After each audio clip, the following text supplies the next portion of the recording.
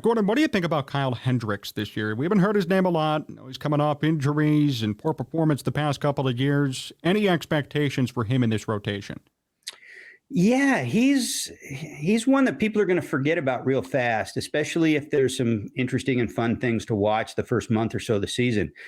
But all signs so far have been positive with his comeback since spring training started. He's thrown off a mound. He hasn't had any setbacks.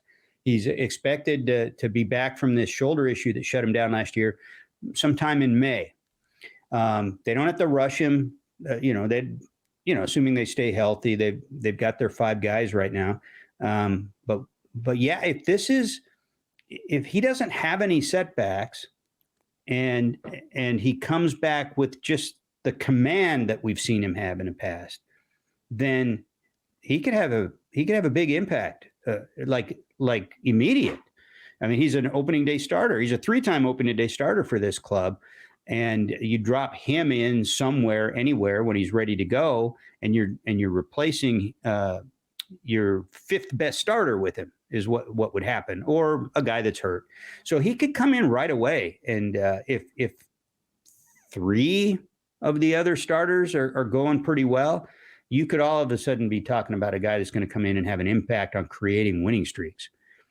And then the other thing is, I don't want to overplay this, but he's also a guy that could be on the block at the deadline if he's back, like we're saying, and he looks pretty good and they're out of it, because teams will be asking for him. This is a guy that beat Kershaw in the playoffs. This is a guy that started Game 7 of the World Series championship ever, really, and performed at the top level.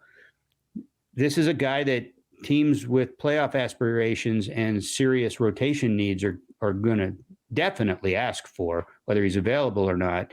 And if they're out of it, they'll probably get as much for him now as they would get. Now, he's got a modest contract option for next year. You could pick that up. If you think you're going to compete and you've got a good relationship with the guy, you could also extend him. You got that kind of relationship with the guy. So it really depends on where you think you are and what you want to commit to him. But if you do decide you want to trade him, and they've literally gotten rid of everybody else from that 2016 team, he's the last guy. So I don't think that they're going to – I don't think there's any sentimental reasons that they're going to keep him around. Then that's probably when you would trade him, assuming that he's showing good health, because – if you do keep him into next year, and then you decide you want to move him at next year's deadline for whatever reason, you probably lost that option, because he becomes his 10th year anniversary in the league is early July of next year, at which point, if he's still with the Cubs, makes him a 10-5 player. I don't know if you know, I'm sure you know what that means, right? That means 10 years in the majors and the last 5 with the same team, which gives you full no trade rights. And the union wants guys who earn that. There are very few of them. And guys get contractual rights, no trade rights. That's one thing. And union doesn't really look hard at that if you want to waive your rights on that. Union looks really hard at 10-5 guys who get asked to waive their rights, because you're representing the union a lot of times. So they like to see those rights utilized. Very interesting about Kyle Hendricks. And let me ask you this, Gordon, too. You mentioned the trade deadline coming up. I mean, let's throw a hypothetical out there. Let's say the Cubs are competing. Let's say they're like the Orioles last year. Maybe they're around 500. They're in the wild card hunt. Do you think they end up trying to get over that hump and make the playoffs, or are they still going to be in seller's mode unless they're really killing it this year and build up for 2024 and beyond? I like to think that they would try to win. Right. Okay. I think that they've got money left in the budget, and they talk like that's what they want to do. And I don't have any reason to think they wouldn't.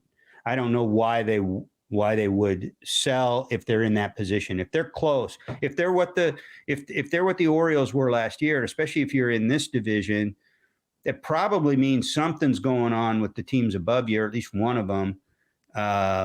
If you're in position to maybe challenge for a playoff spot. So I would think you do that. To be able to come out of this year and say, we got one of those wild card spots. We got bounced in the first round, but we got one of those wild card spots. That is a solid piece, a block to build on. And so I would think they would do that. And there's no financial reason not to, but they do, if it's close. This front office has tended to analyze those opportunities, leaning towards selling. Trying to remember, there was an example of this. I'll tell you what, in 2017, remember after the championship, they were, I want to say 4.5 or 5.5 games out, maybe 2 games under 500 or something. Theo admitted after the fact, he was maybe within one bad week of selling as they coming out of the All-Star break. Now, he got a deal for Quintana, and Quintana helped. He pitched his ass. I mean, he pitched probably his best game as a Cub in his first start as a Cub.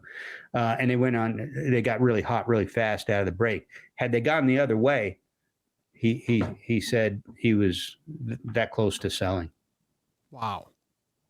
And I think that's coming off the World Series, right? Right, exactly. I mean, that reminds me a lot of the Red Sox after they won the World Series and fired Dave Dombrowski the very next season. They had a whole rebuild after that. Yeah. Now, he wouldn't. I don't think he would have been trading from the young core that was still 0-3 guys. But right. Arrieta, I think, was a fairly short timer at that point. There was another pitcher maybe in the rotation. They had a 1-year closer. Stuff like that.